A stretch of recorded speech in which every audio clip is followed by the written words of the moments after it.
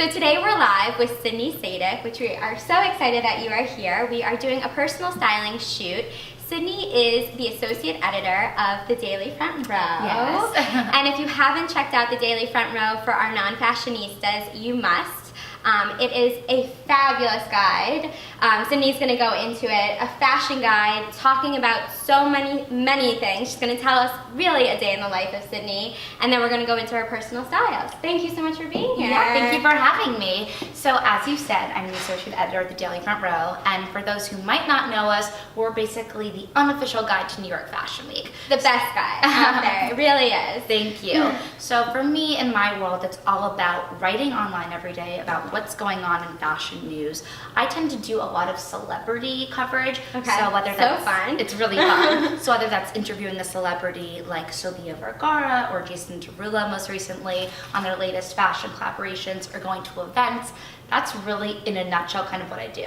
And of course I'm out like every single night, so I'm going to tons of parties and events, whether it's again for a fashion collaboration or for some sort of charity in New York that has a fashion tie. There's always something going on and I'm usually there. That's amazing. And how do you find out about all these events? I mean, obviously living in New York and growing up here, Yeah. You've been surrounded by it, but how are you able to really pinpoint the most important ones? Because there is so much fashion going on here. It's really hard because when you're an editor, you're constantly being invited to everything. I'm sure, and I'm sure in Fashion Week, like, your schedule is booked up. Fashion Week's insane. I usually go to like 30 shows, Insane. so it's really hard to kind of balance it all. But as you do it more and more often, you really just learn how to take care of yourself and Right. how to balance your time.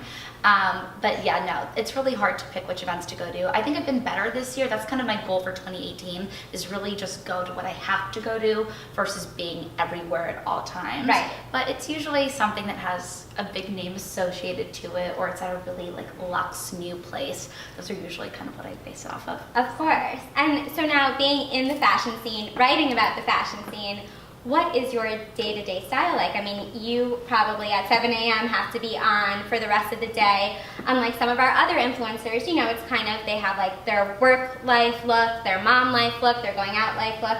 So how do you get dressed in the morning? Yeah. How do you plan for your day? I mean, to give you a really good taste of what goes on, Glam Squad is usually in my apartment at like 7 in the morning. I'm sure they're there every day. All the time. Boomie's like my go-to makeup artist, and I have Leilani and Linda who do my hair, and they kind of alternate.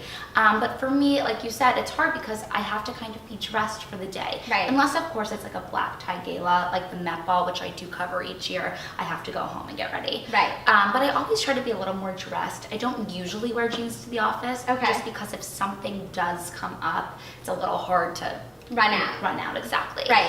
But I'd say my style's definitely evolved since I started at the Daily, Mm-hmm. because when I did start, I had just graduated college, and I was kind of like getting my body back from the freshman 15, which lasted for like 4 years. I had it for the 4 years. Yeah. But I definitely say that my style's a little bit of uptown meets downtown. Okay. I love being glamorous and wearing metallics and sparkles like we're both wearing today. Right. But then I also like adding a little edge, whether that's with a really like intense sexy heel or like a spiky bag. There's always something to just bring it back to that edgy vibe. And I feel like in your accessories, you can totally do that, especially in New York. We were talking before, black and whites are kind of your go-to, but Yeah. of course, Sydney also spends some time down in Florida in the winter, so she does love to incorporate summer pieces as well. Yeah. What are some of your favorite go-to winter pieces? Do you have like a favorite coat or Yeah. a sweater that you love the most? Yeah, I mean, right now I think it's all about the puffer jacket. Mhm. I think we all just want to be really cozy in the winter and be able to run out and, you know, do whatever we have to do in New York. So I have this awesome metallic silver intermix. I was just gonna say that metallic, I mean, we're standing here today,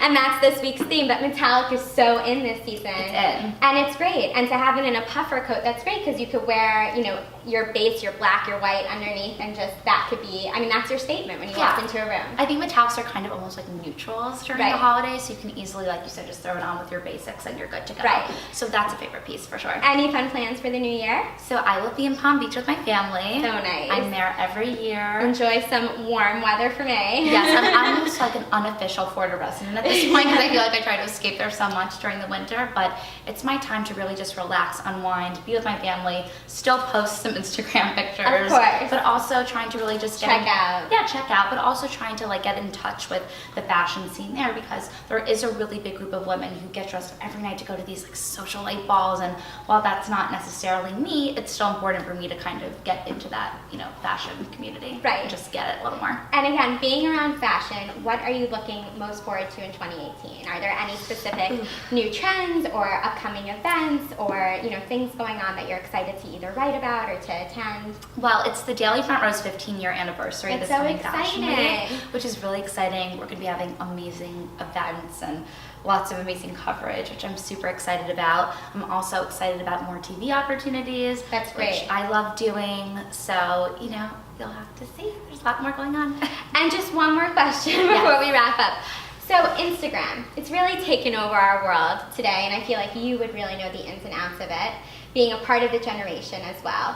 What is your feel on it, you know, as we come into 2018? Do you think that, you know, it's going to be more instant videos? What do you feel like is trending right now? I mean, we talk about this a lot in our office where we feel like Twitter's kind of dying down. Facebook's a little bit more for the older generation who hasn't yet really gotten into the whole visual, you know, way of sharing information and pictures. So I think Instagram is definitely here to stay. And the way to go. And the way to go. I think Insta stories are becoming even more important and of interest to people because viewers really want to see what you're doing on a minute-to-minute basis. Right. And that's what Insta stories is for. And with Snapchat, I used to be obsessed with it, but at the end of the day, if you have one platform for everything, right, you're more likely to use that and successfully than having multiple platforms if you're trying to really manage it all. So I love Instagram. I know you love Instagram because you do it so well. That's what we do so often. But also, you know, just like from a content world, you know, that's the way that you can grow and get your voice out there and get people to know that there's new content. It's the way to show your style, to show what you're doing, who you are. It's your platform to show your brand. Right, and to show newness. Yeah. Well, thank you so much for being here with us today. We're so excited to show you all the different looks that we styled Sydney in, so be sure to follow along and also check out Sydney Sadick. Thank you. And follow her too. Thanks.